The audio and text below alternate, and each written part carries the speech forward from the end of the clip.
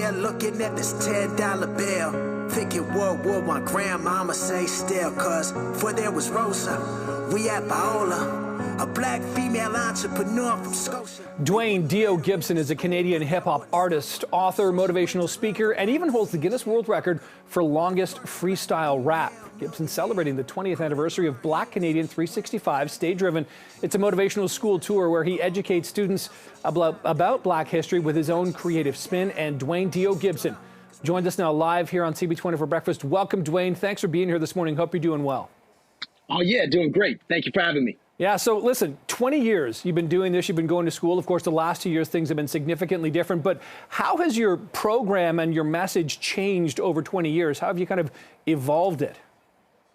I think when I started, it was a lot about talking about goal setting, things of, if you want to achieve your dreams. And that's still the essence of my presentation. But learning from what schools wanted to hear, and specifically at the beginning was anti-bullying, and reflecting on my upbringing and realizing I could connect with that message.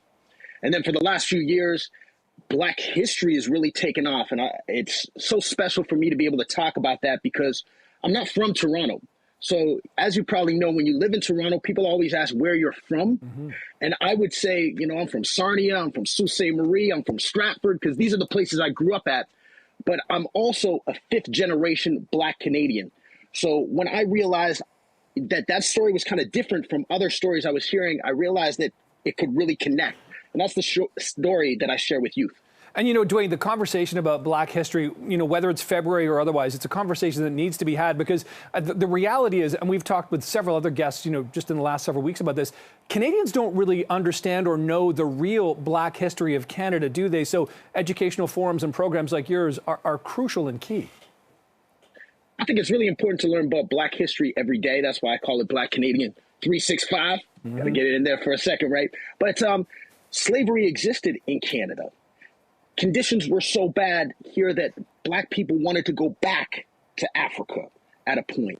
You look at the history of Africville in Nova Scotia, a community that was bulldozed and people relocated from their homes. So I love Canada. I'm proud to be here. I'm a proud Canadian. I think we've come a long way, but I think it's also important to recognize that we have this challenging history with Black people and, of course, with Indigenous. Let's talk about some challenges for yourself as a performer, to presenter, Duane. The last couple of years, the pandemic has limited your ability to perform in person, and I watch some of the reactions you get from those auditoriums full of kids. You get them involved, you get them motivated. I think the learning connection is much better. How have you sort of managed through this pandemic, doing these things through Zoom, kind of like you and I are chatting right now? At first, I never thought it was going to work, but it's been amazing to connect with so many youth from across the country. Last week, I did a program, Change the World conference for over 100,000 students. And this is from Nova Scotia and Cape Breton to Vancouver Island up to Northwest Territories. We had schools from Yellowknife tuning in. So I think it's great that I'm able to connect with people all over. But at the same time, of course, I just miss being in the school. Mm-hmm. And I know that for kids, it's really challenging to be there all the time and not have these assemblies. Because let's face it, like when you have an assembly at school, like teachers get a chance to relax for a little bit. They can chill out.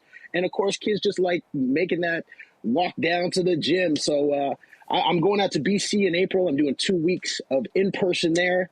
And I think we're making some moves to bring it back, but I can't wait to be back in schools. Yeah, it seems like the restrictions are slowly starting to ease, so perhaps you'll be back in front of some students pretty soon. Listen, Duane, thanks for joining us here on CP24 Breakfast. Again, appreciate this, and good luck with what you're doing.